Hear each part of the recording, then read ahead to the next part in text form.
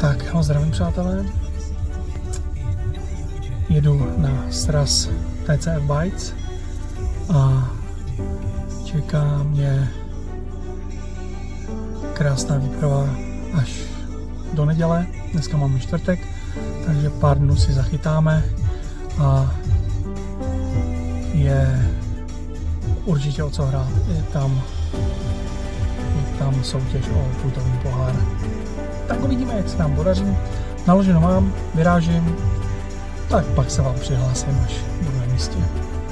Tak ahoj.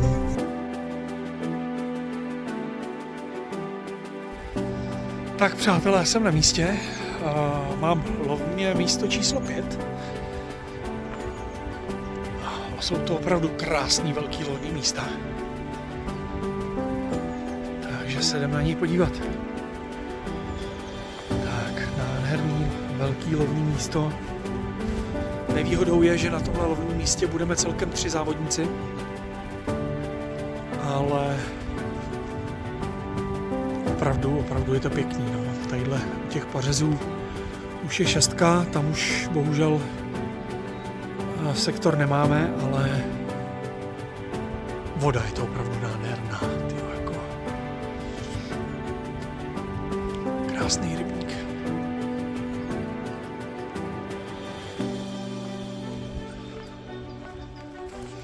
Takže dneska čtvrtek.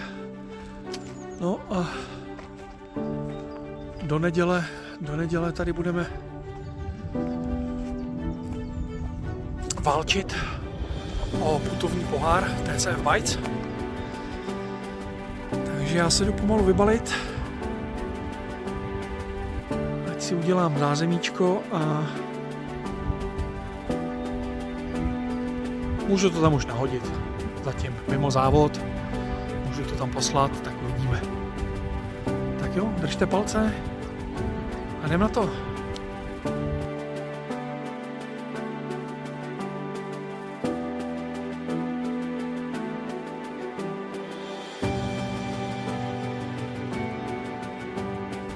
Tak, přátelé, kamarádi, jsem vybalený, udělaný ležení, tak se pojďte podívat, jak to tady mám. Tak, mám vážící trojnožku, podložku se sakem, kýbl s vodou, no, tady mám bivak.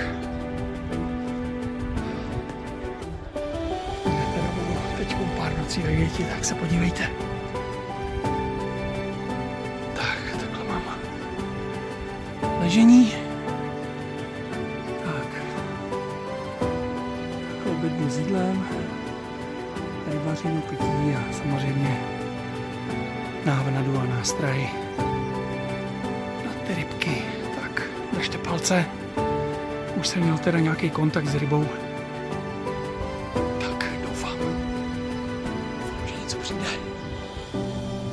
Je to fakt nádherně. Tak, tady takhle stojan. Tak držte palce, ať se podaří aspoň nějaká ryba. Závod je na 3 nejtěžší bodované ryby. Bodovaná ryba je kapr amur. A jako bonus, kdo chytí jesetera, tak to má za 200 do kasičky. A jak uvidíme. Doufám, že tu ještěrku nechytnu. Tak jo, tak zatím. Čau.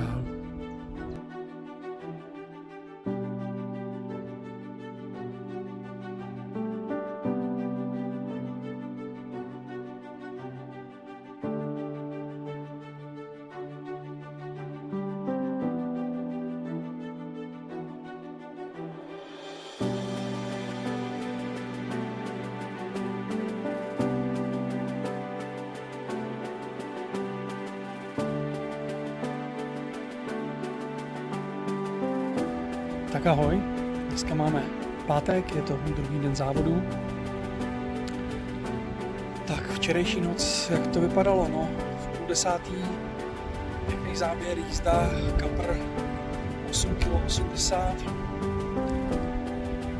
na panáčka na 20 Strabanero s 15 mm Strabanero.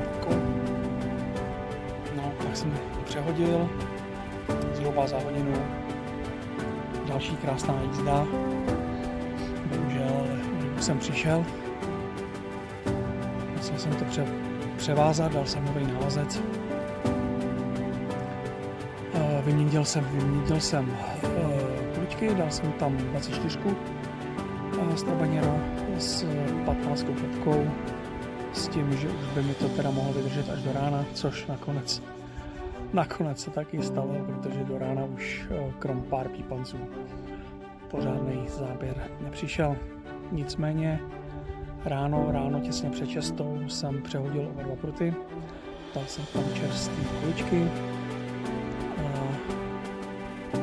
v 8:30 přišel druhý kapřík, 65 cm, 3,30 kg, no byl to divočák, jízda neskutečná. Zamotal jsem mi někde na protějším břehu do větví, ale podařilo se mi ho vyprostit. No a od té doby nic, no, 2 pípance a čekáme, no, nicméně držím průběžně zatím 4. místo v soutěži, tak budu bojovat dál, budu se snažit a to trošku ještě zvednu, tu gramáž, co mám nachytanou. Tak jo, držte palce a já se zase přihlásím. Čau.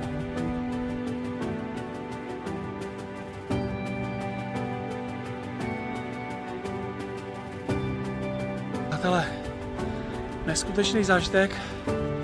Poprvé v životě jsem chytil rybu, která mezi kaparaři není ceněná, ale já z něho obrovskou radost mám, jestli teda ještěrka za 200.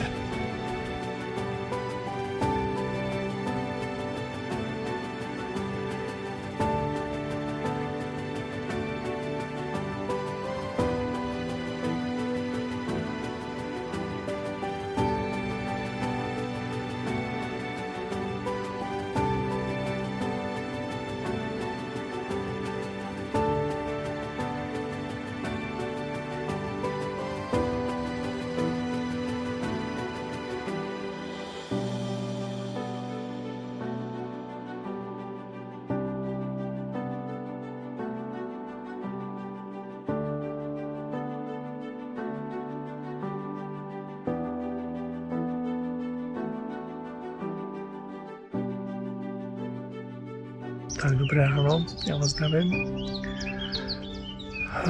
Noc probíhala klidně, pár pípanců, nic, ale 5:30 ráno jsem měl krásný záběr, jízda. Bohužel o rybu jsem přišel v nějaké lásce, motal jsem někde ve větví na protějším břehu. Nezbývá než čekat a pakat dál, aby přišlo něco dalšího. Jinak včera se mi podařil přepis, takže jsem na současný váze 20 kg.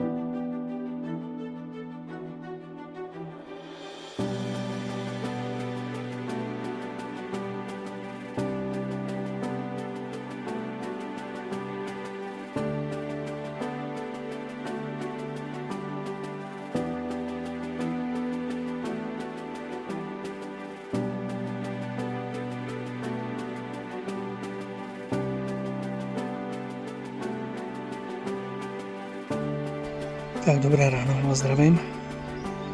Dneska je neděle, poslední den závodu. No, od posledně nic moc se nedělo.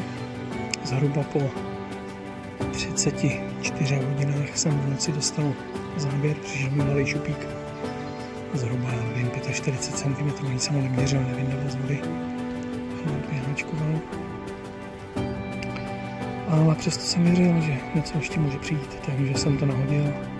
V klidu jsem si šel zase pospinkat. No, před chvilkou se mi podařila nádherná ryba. Krásný šupík. 80 cm, 9 kg, takže slušný přepis a uvidíme, jak se to promítne do tabulky, jestli se z toho chvostu někam posunu vejš. Každopádně závod ještě pokračuje, takže proty jsou v vodě a jedeme dál, tak držte palce. Ať to jezdí.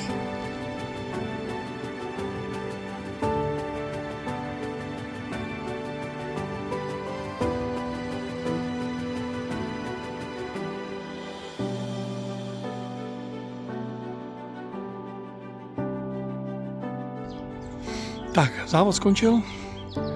Lovné místo je uklizeno. Beze zbytku.